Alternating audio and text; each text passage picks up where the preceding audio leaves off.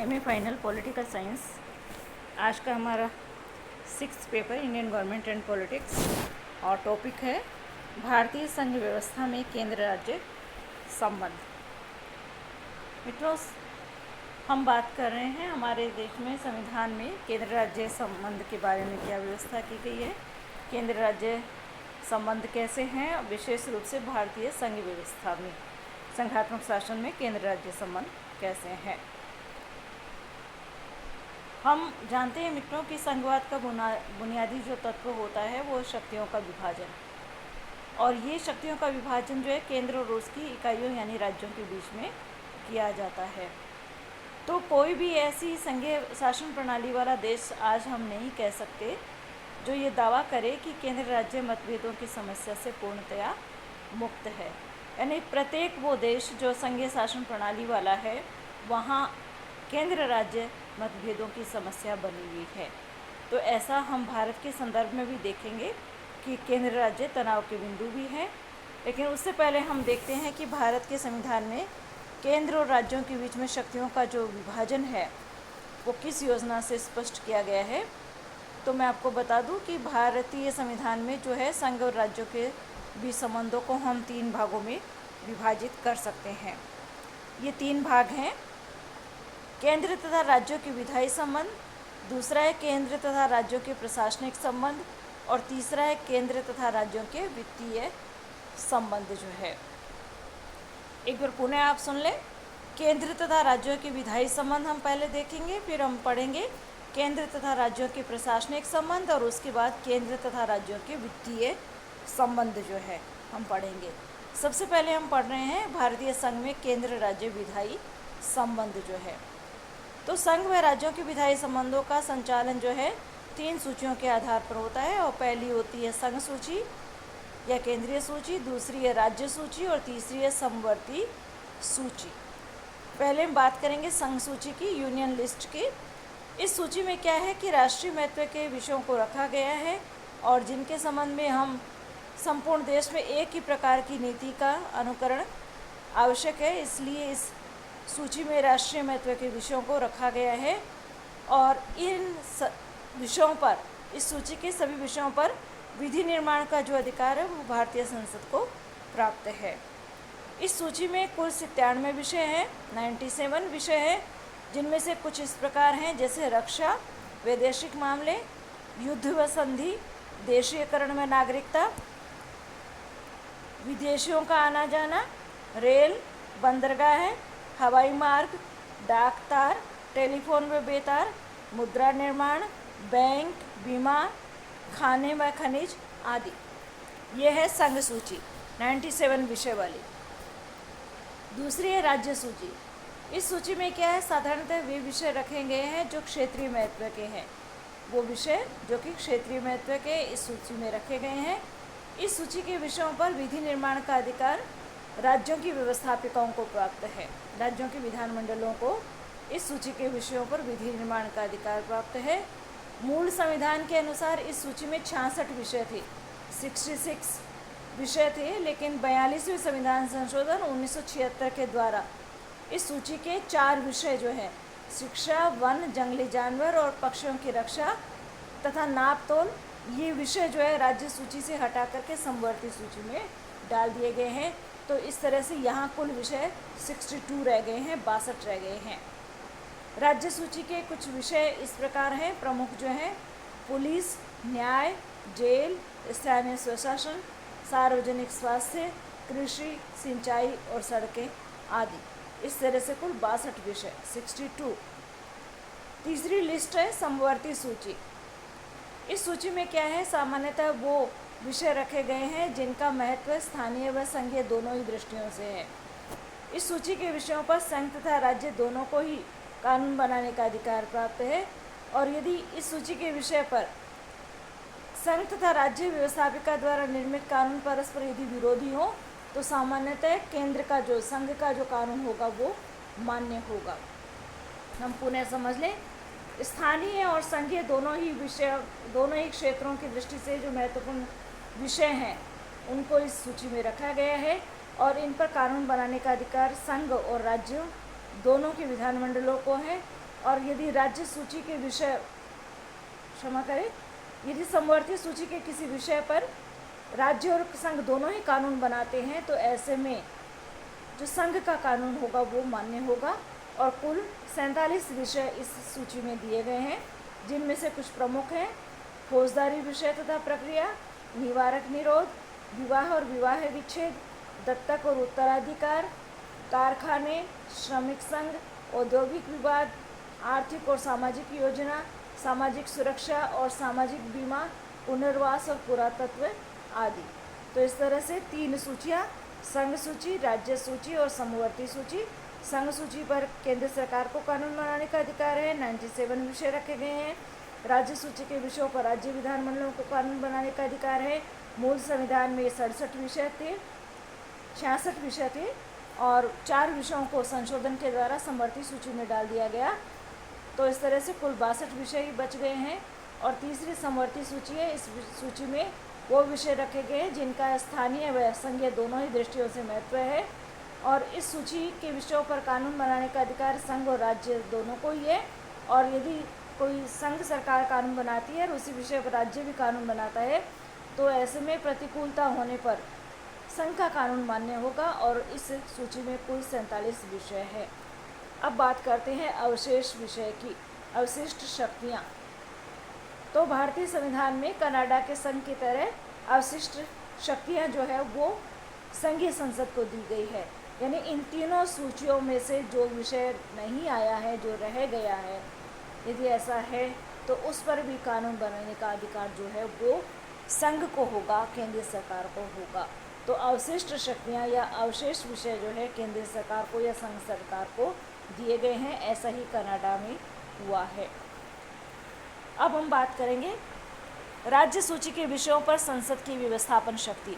जैसे कि अभी मैंने आपको बताया कि राज्य सूची के विषयों पर कानून बनाने का अधिकार राज्य सरकारों को होता है, राज्य विधानमंडलों को होता है। लेकिन विशेष परिस्थितियों में संसद भी इस तरह के राज्य सूची के विषयों पर कानून बना सकती है। क्या है कि संसद द्वारा राज्य सूची के किसी विषय पर और किसी राज्य की व्यवस्थापिका द्वारा संघीय सूची के किसी विषय पर निर्मित कानून अवैध होगा, लेकिन संसद के द्वारा कुछ विशेष परिस्थितियों के अंतर्गत राष्ट्रीय हित तथा राष्ट्रीय एकता हेतु राज्य सूची के विषयों पर भी कानून का निर्माण किया जा सकता है। इसको हम ऐसे समझें। सामान्यतया क्या है, संघ सरकार यदि राज्य सूची के विषय पर कानून बनाए तो वो अवैध होगा। इसी तरह राज्य सरकारें, राज्य विधानमंडल यदि संघीय सूची के विषय पर कानून बनाए तो उनका कानून अवैध होगा, रद्द होगा। लेकिन ऐसा किया जा सकता है, संसद द्वारा ऐसा किया जा सकता है कि वो राज्य सूची के विषयों पर कानून बनाए। और ये कब किया जा सकता है? कुछ महत्वपूर्ण प्रमुख प्रावधान हैं, संविधान के कुछ प्रावधान हैं जो संसद को इस प्रकार की शक्ति प्रदान करते हैं। वो पहला है, राज्य सूची का विषय राष्ट्रीय महत्व का होने पर। संविधान का अनुच्छेद 249 कहता है, अनुच्छेद 249 249, यदि राज्य तथा राज्यसभा अपने 2/3 बहुमत से ये प्रस्ताव स्वीकार कर लेती है कि राज्य सूची में निहित कोई विषय राष्ट्रीय महत्व का हो गया है तो संसद को उस विषय पर विधि निर्माण का अधिकार प्राप्त हो जाता है। हम इसको समझ लें। संविधान का अनुच्छेद 249 249 ये कहता है कि यदि राज्यसभा अपनी 2/3 बहुमत से यह प्रस्ताव स्वीकार कर लेती है कि कोई विषय अब क्या है, राज्य सूची का है लेकिन राष्ट्रीय महत्व का हो गया है, तो संसद को उस विषय पर विधि निर्माण का अधिकार प्राप्त हो जाता है।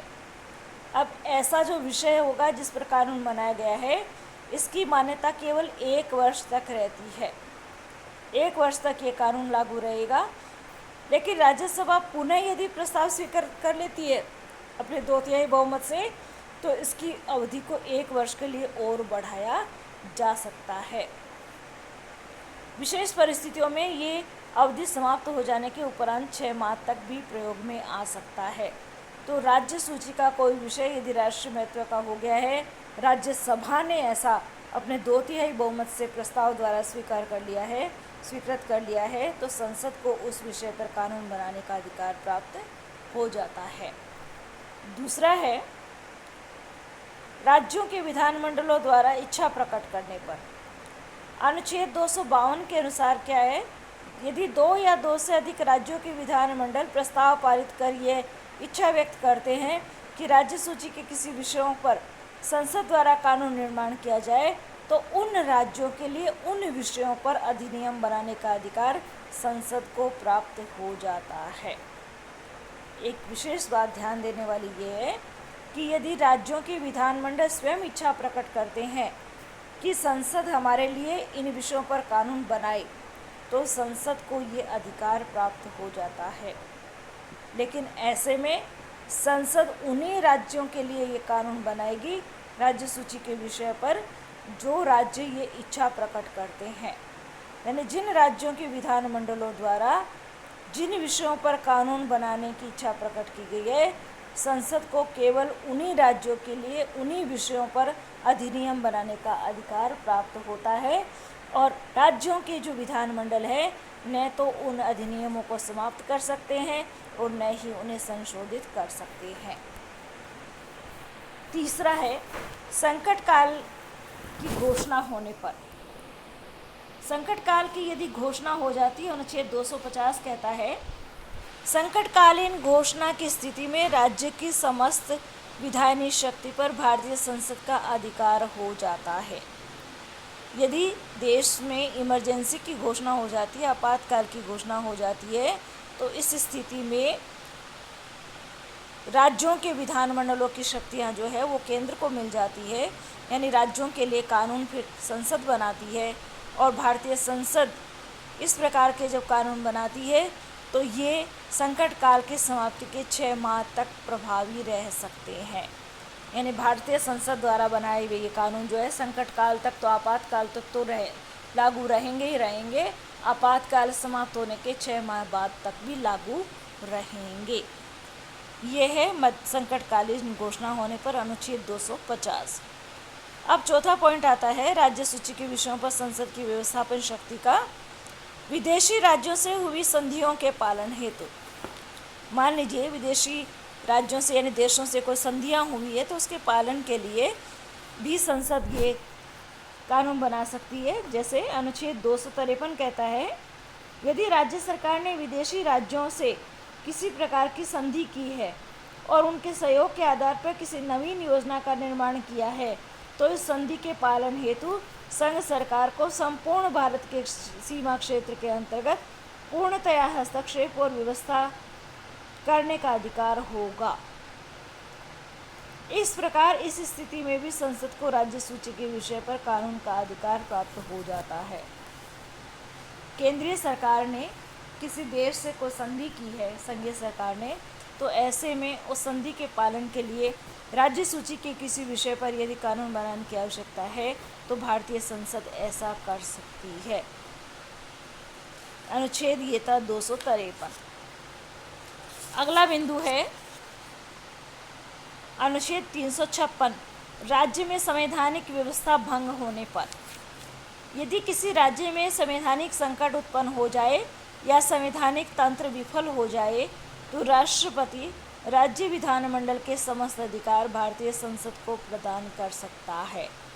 ये है किसी राज्य विशेष में यदि संवैधानिक संकट उत्पन्न हो जाए, यानी मुख्यमंत्री और उसकी सरकार का बहुमत नहीं रहे, या कोई दल बहुमत स्पष्ट नहीं कर पाए, या चुनाव में किसी दल को बहुमत प्राप्त नहीं हो, यानी जो भी संवैधानिक संकट उत्पन्न हो जाए या संवैधानिक तंत्र विफल हो जाए, यानी मुख्यमंत्री और उनकी सरकार बहुमत को खो दे या लॉ एंड ऑर्डर मेंटेन नहीं कर पाए, तो संवैधानिक तंत्र विफल हो जाने की स्थिति में राष्ट्रपति क्या है, राज्य विधानमंडल के समस्त अधिकार भारतीय संसद को प्रदान कर सकता है। फिर उस राज्य के लिए राज्य सूची के विषयों पर भी कानून बनाने का अधिकार भारतीय संसद को प्राप्त हो जाता है, और ऐसा तब तक चलेगा जब तक वहाँ कोई सरकार स्थित नहीं हो जाती, बहाल नहीं हो जाती है। नंबर 6 है कुछ विधेयकों को प्रस्तावित करने और कुछ की अंतिम स्वीकृति के लिए केंद्र का अनुमोदन आवश्यक। हमारे संविधान में ये लिखा गया है कि उपर्युक्त परिस्थितियों में तो संसद द्वारा राज्य सूची के विषयों पर कानून का निर्माण किया जा सकता है। इसके अतिरिक्त भी राज्य व्यवस्थापिकाओं की राज्य सूची के विषयों पर कानून निर्माण की शक्ति जो है वो सीमित है। क्यों? क्योंकि अनुच्छेद 304 जो ख है वो कहता है कुछ विधेयक ऐसे होते हैं जिनके राज्य विधानमंडल में प्रस्तावित किए जाने से पूर्व राष्ट्रपति की स्वीकृति आवश्यक होती है। यानी हमारे संविधान में लिखा गया है कि वैसे तो राज्य विधानमंडलों में जो विधेयक प्रस्तुत किए जाते हैं उसमें राष्ट्रपति की स्वीकृति की आवश्यकता नहीं होती है, लेकिन विशेष यदि इस तरह के प्रस्ताव विधेयक रखे जाते हैं जिनका संविधान में उल्लेख किया गया है, तो ऐसे में राष्ट्रपति की पूर्व स्वीकृति के बाद ही उन्हें रखा जा सकता है। उदाहरण के लिए वे विधेयक जिनके द्वारा सार्वजनिक हित की दृष्टि से उस राज्य के अंदर या उसके बाहर वाणिज्य या मेल जोल पर कोई प्रतिबंध लगाए जाते हो। यदि कोई वाणिज्य या मेल जोल पर प्रतिबंध लगाने वाला कोई विधेयक राज्य सरकार लाना चाहती है, तो ऐसे में उस विधेयक को विधानमंडल में प्रस्तावित करने से पूर्व राष्ट्रपति की स्वीकृति लेना आवश्यक होगा। ऐसा संविधान का अनुच्छेद कहता है 304 का ख। एक अनुच्छेद 31 ग है, उसके अनुसार है राज्य सूची के कुछ विषयों पर राज्यों की व्यवस्थापिकाओं द्वारा पारित विधेयक उस दशा में अमान्य होंगे यदि उन्हें राष्ट्रपति ने विचारार्थ रोक रखा हो। मान लीजिए राष्ट्रपति ने किसी विधेयक को अभी तक अनुमति प्रदान नहीं की है, विचार करने के लिए अपने पास रोक रखा है, वो राज्य विधानमंडल का विधेयक है, राष्ट्रपति की स्वीकृति के लिए आया था, तो यदि उन्होंने उसको रोक रखा है, उस पर अपनी स्वीकृति नहीं दी है, तो ऐसे में उस विषय का दूसरा कोई विधेयक जो है राज्य विधानमंडलों के द्वारा पारित नहीं किया जा सकता है, वो अमान्य होगा। फिर है अनुच्छेद 200। ये कहता है अनुच्छेद 200 के अंतर्गत राज्यपाल किसी भी विधेयक के बारे में अपनी सहमति देने से इनकार कर सकता है और उसे राष्ट्रपति के विचारार्थ आरक्षित रख सकता है, और राष्ट्रपति भी बिना कोई कारण बताए विधेयकों को अस्वीकृत कर सकता है। अब देखिए, मान लीजिए राज्यपाल के पास कोई विधेयक पहुंचा हुआ है, उनके हस्ताक्षर के लिए राज्यपाल हस्ताक्षर नहीं करता है और कहता है ये राष्ट्रपति के विचार के लिए भेजूंगा, उनकी स्वीकृति के लिए भेजूंगा, तो राष्ट्रपति उनको बिना कारण बताए निरस्त कर सकता है, अस्वीकृत कर सकता है। ऐसे विधेयकों को राष्ट्रपति भी अस्वीकृत कर सकता है। तो ये कुछ विशेष परिस्थितियाँ, प्रावधान है जिनके अंतर्गत राज्य सूची के विषयों पर भी संघीय सरकार को, संघीय संसद को कानून बनाने का अधिकार प्राप्त हो जाता है, व्यवस्थापन का अधिकार प्राप्त हो जाता है। तो ये थे केंद्र राज्य संबंध भारतीय संघ व्यवस्था में। केंद्र राज्य संबंध जैसे कि मैंने पहले ही स्पष्ट किया था, हम 3 भागों में विभाजित करते हैं: केंद्र तथा राज्यों के विधायी संबंध, केंद्र तथा राज्यों के प्रशासनिक संबंध और केंद्र तथा राज्यों के वित्तीय संबंध जो है। आज हमने पढ़ा है भारतीय संघ में केंद्र राज्य विधायी संबंध। केंद्र राज्य विधायी संबंधों में हमने पढ़ा है कि 3 सूचियों के द्वारा ऐसा किया गया है। एक संघ सूची बनाई गई है जिसमें 97 विषय है, इस पर कानून बनाने का अधिकार केंद्रीय संसद को है। एक राज्य सूची है जिसमें पहले 66 विषय थे, संविधान संशोधन के द्वारा अब ये 62 विषय रह गए हैं। इसके 4 विषयों को समवर्ती सूची में जोड़ दिया गया है। तो इस तरह से राज्य सूची के विषयों पर कानून बनाने का अधिकार राज्य विधानमंडलों को है, लेकिन विशेष परिस्थितियों में केंद्रीय संसद भी राज्य सूची के विषयों पर कानून बना सकती है, वो हमने आगे पढ़ा है। तीसरी है समवर्ती सूची। ये वो सूची है जिसमें राष्ट्रीय महत्व के विषय भी है और स्थानीय महत्व के विषय भी है। इस सूची के विषयों पर संघ तथा राज्य दोनों को ही कानून बनाने का अधिकार प्राप्त है, लेकिन यदि राज्य द्वारा बनाए हुए कोई कानून और संसद द्वारा, केंद्रीय संसद द्वारा बनाए हुए कोई कानून है, एक ही विषय से संबंधित है और परस्पर विरोधी हैं, तो सामान्यतः संघ का जो कानून होगा वो मान्य होगा। इस सूची में पहले 47 विषय थे, अब इसमें और जोड़ दिए गए हैं और इसके प्रमुख विषय हैं फौजदारी विषय तथा प्रक्रिया, निवारक निरोध, विवाह और विवाहेच्छेद, दत्तक और उत्तराधिकार, कारखाने, श्रमिक संघ, औद्योगिक विवाद, आर्थिक और सामाजिक योजना, सामाजिक सुरक्षा, सामाजिक बीमा, पुनर्वास और पुरातत्व आदि। इस तरह से अब इसमें कुल 52 विषय हो गए हैं। अब है राज्य सूची के विषयों पर संसद की व्यवस्थापन शक्ति। वैसे तो राज्य सूची के विषयों पर कानून बनाने का अधिकार राज्य विधानमंडल का होता है, लेकिन विशेष प्रावधान ऐसे हैं जिनमें संसद को भी व्यवस्थापन की शक्ति मिल जाती है। वो पहला है, राज्य सूची का विषय राष्ट्रीय महत्व का होने पर ऐसा राज्यसभा घोषित करती है।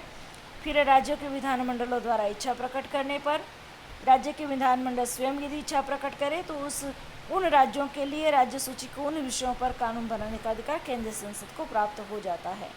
फिर है संकट काल की घोषणा होने पर। संकट काल की घोषणा होने पर सभी राज्यों के विधानमंडलों की विधायनी शक्ति पर भारतीय संसद का अधिकार हो जाता है। फिर है विदेशी राज्यों से हुई संधियों के पालन हेतु। विदेशी राज्यों से हुई संधियों के पालन हेतु यदि राज्य सूची के किसी विषय पर कानून बनाने की आवश्यकता है तो केंद्रीय संसद ऐसा अधिकार रखती है। फिर आता है राज्य में संवैधानिक व्यवस्था भंग होने पर, अनुच्छेद 356 लागू होने पर केंद्रीय संसद उस राज्य के लिए कानून बनाती है। और कुछ विधेयक ऐसे होते हैं जिनको प्रस्तावित करने और कुछ के अंतिम स्वीकृति के लिए उसे केंद्र में अनुमोदन के लिए राष्ट्रपति के पास भेजा जाना अनिवार्य होता है। तो इस तरह से ये केंद्र राज्य संबंध जो हम पढ़ रहे हैं उसमें हमने पहले विधायी संबंध पढ़े और फिर राज्य सूची के विषयों पर भी संसद की व्यवस्थापन शक्ति को भी हमने पढ़ा है। आज के लिए इतना ही। धन्यवाद।